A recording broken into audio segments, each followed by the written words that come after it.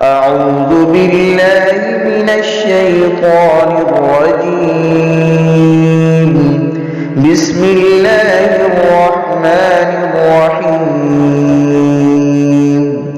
ولقد يسرنا القرآن للذكر فهل من مدكر.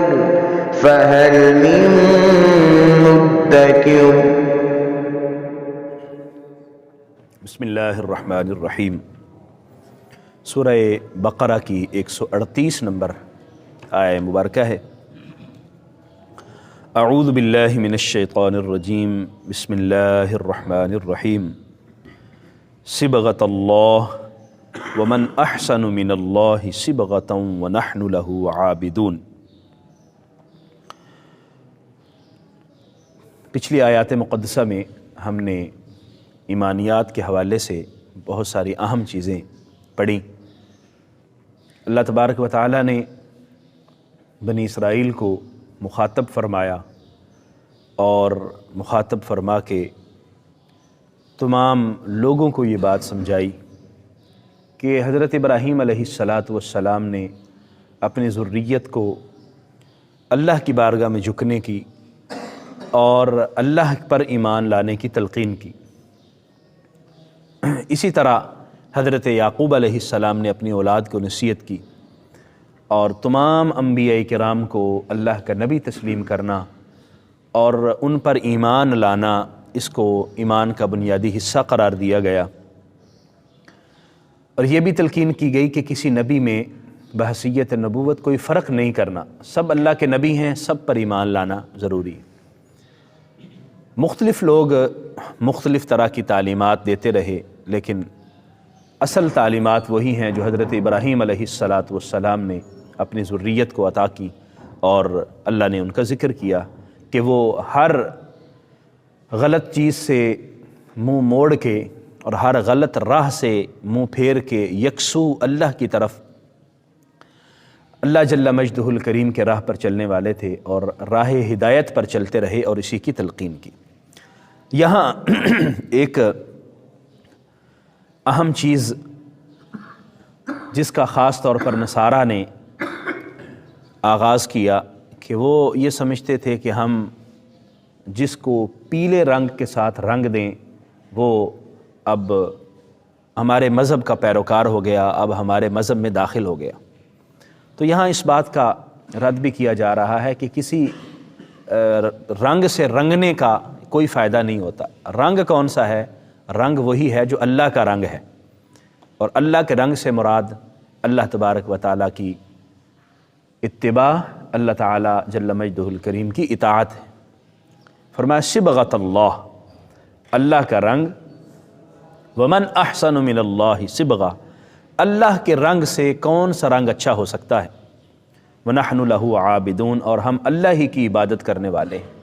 یعنی اللہ کا رنگ، اللہ کے رنگ سے مراد اللہ کی صفات، یعنی اللہ تبارک و تعالیٰ معاف کر دینے والا ہے، اللہ تبارک و تعالیٰ رحم فرمانے والا ہے، اللہ تبارک و تعالیٰ ہر طرح کے عیب سے پاک ہے. تو انسان کو کوشش کرنی چاہیے کہ وہ اللہ کے رنگ کو اختیار کرے، یعنی اللہ کی اطاعت کرے، اللہ جل مجدہ الکریم کی فرما برداری کرے. اور جو حدیث مبارکہ میں فرمایا گیا تخلقوا باخلاق اللہ، کہ اللہ کے اخلاق کو اپناؤ. تو اللہ کے اخلاق، اللہ کا رنگ، وہ انسان کے اندر آنے چاہیے. ورنہ ظاہری طور پر کوئی بھی رنگ چڑھا لیں، پیلا، نیلا، کالا، تو وہ رنگ کیا رنگ ہوا؟ رنگ تو وہ ہے جو انسان کے کردار سے نظر آئے، رنگ تو وہ ہے جو انسان کے اخلاق سے نظر آئے. قل اتحاجوننا فی اللہ وہو ربنا وربکم، محبوب فرما دیجئے کیا تم ہم سے اللہ کے بارے میں جھگڑا کرو گے؟ ہمارا بھی رب وہی ہے، تمہارا بھی رب وہی ہے. تو جب تمہارا بھی رب اللہ ہے، ہمارا بھی رب اللہ ہے، تو پھر ادھر ادھر کی باتوں کی بجائے اللہ کی بات مانیں، پھر کسی اور کی بات کو تسلیم کرنے کی بجائے اللہ کی بات کو تسلیم کریں. وَلَنَا أَعْمَالُنَا وَلَكُمْ أَعْمَالُكُمْ، ہمارے لیے ہمارے اعمال، تمہارے لیے تمہارے اعمال. یعنی ہمارے اعمال کا ہمیں فائدہ ہوگا اور تمہارے اعمال کا تمہیں فائدہ. اگر تم غلط کام کرو گے تو اس کا نقصان ہمیں نہیں ہے، وہ تمہیں ہی ہے. اور اگر ہم کوئی کام کریں گے تو اس کا بھی فائدہ یا نقصان ہمیں ہے۔ تو اہل ایمان کو بھی یہ تلقین کی گئی کہ اپنے اعمال کو درست کرنے کی طرف متوجہ ہوں، اور یہاں خصوصی طور پر اہل یہود مخاطب ہیں کہ اللہ جل مجدہ الکریم نے حضرت موسیٰ علیہ السلام کو بھی نبوت عطا فرمائی، کتاب عطا فرمائی، اور اللہ نے ہمیں بھی نبوت سے اور کتاب سے سرفراز کیا، تو تم حضرت موسیٰ پر اللہ کی کتاب کو تو مانتے ہو لیکن نبی کریم صلی اللہ علیہ وآلہ وسلم پر نہیں مانتے، تو تم یہ سمجھتے ہو کہ اللہ تبارک و تعالیٰ تمہاری مرضی کے مطابق کسی کو نبی بنائے، یا اللہ تعالیٰ تمہاری مرضی کے مطابق کسی پر کتاب نازل کرے؟ یہ کس طرح کی کٹ حجتیاں ہیں اور یہ کس طرح کے دلائل ہیں؟ وَنَحْنُ لَهُ مُخْلِصُونَ، اور ہم اللہ ہی کی بارگاہ میں اخلاص کے ساتھ جھکنے والے ہیں۔ اخلاص کا مطلب کیا ہے؟ کہ ہر طرح کی عیب سے اپنی نیت کو درست کرتے ہوئے خالص اللہ کی رضا کے لیے اپنے عمل کو پیش کرنا۔ تو ہم اللہ ہی کے لیے اپنے اعمال پیش کرتے ہیں، اللہ ہی کی بارگاہ میں اپنی عبادات پیش کرتے ہیں۔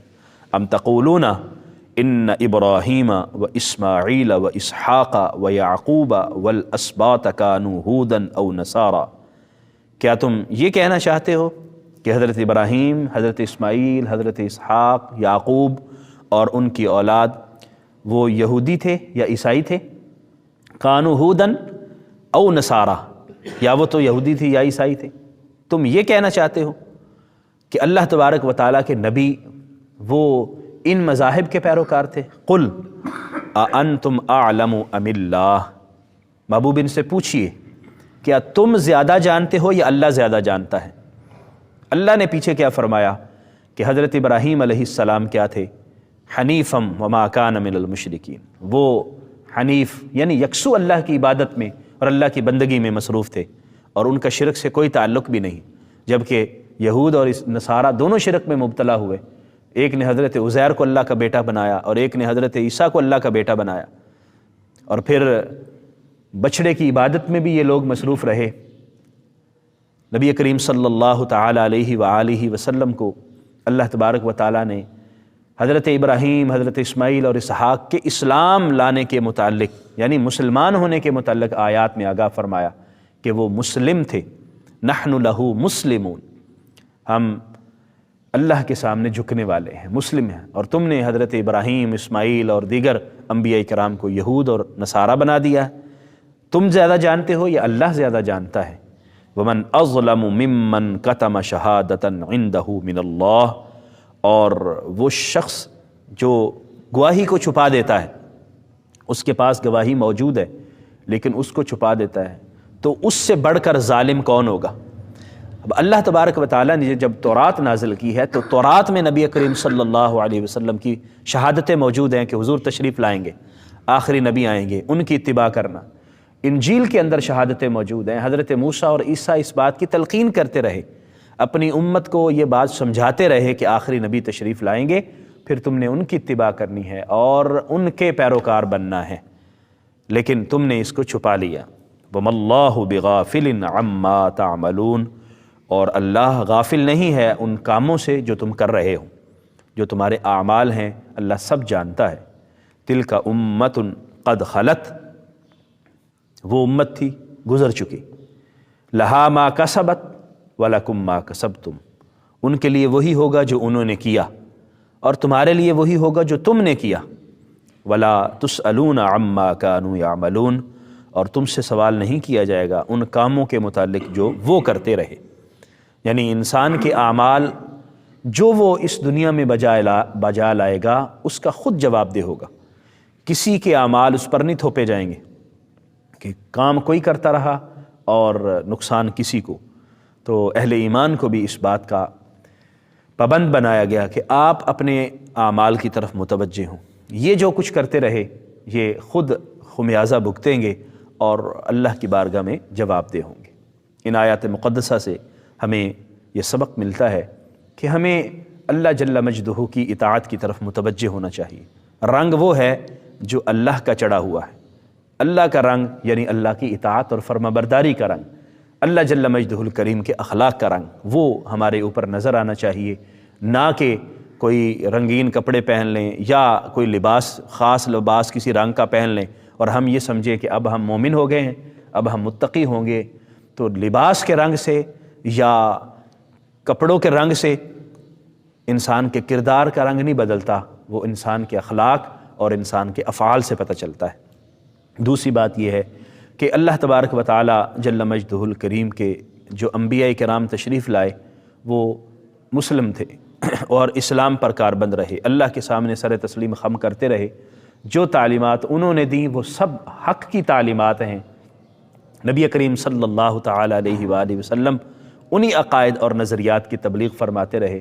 اللہ ایک ہے، فرشتے ہیں، جنت ہے، دوزخ ہے، اور اسی طرح ایمانیات کی دیگر چیزیں۔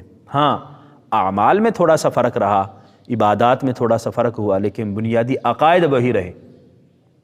شرک کسی دور میں بھی جائز نہیں رہا، حضرت آدم سے لے کر نبی کریم صلی اللہ تعالی علیہ وسلم تک نہ بچڑے کی عبادت جائز رہی، نہ اسی طرح کے کوئی اور شرکیہ اعمال کبھی بھی جائز ہوئے، اور نہ ہی قیامت تک کبھی ہو سکتے ہیں۔